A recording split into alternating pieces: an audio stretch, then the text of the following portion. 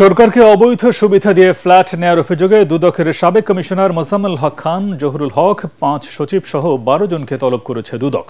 ১৭, ১৮ ও ২১ September তাদের জিজ্ঞাসাবাদ করবে কমিশন। এছাড়াও পূর্বাচলে প্লট জালিয়াতির অভিযোগে অবসরপ্রাপ্ত বিচারপতি শামসুদ্দিন চৌধুরী মানিক, রাজুকের সাবেক চেয়ারম্যান নুরুল হুদা, সাবেক মন্ত্রী আহম মুস্তফা কামালের স্ত্রী কাশ্মীরি কামাল সহ ৭ জনের বিরুদ্ধে মামলা করেছে দুদক। এছাড়াও ৭৬ কোটি টাকা অবৈধ সম্পদ অর্জনের অভিযোগ স্বাস্থ্য খাতের আলোচিত ঠিকাদার মোতাজেরুল ইসলাম মিঠুকে দুদকের মামলায় গ্রেফতার করা হয়েছে।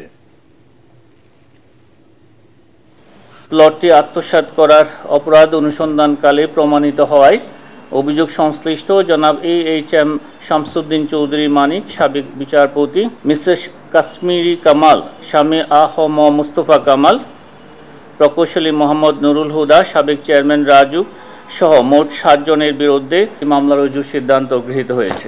মোতাজেরুল ইসলাম মিঠু বিরুদ্ধে জ্ঞাত আয়ের উৎস বহির্ভূত সম্পদ অর্জনের অভিযোগে গতকালকে মামলা রুজু হয়েছে। সেই মামলা সংক্রান্তে তাকে গ্রেপ্তার করা হয়েছে।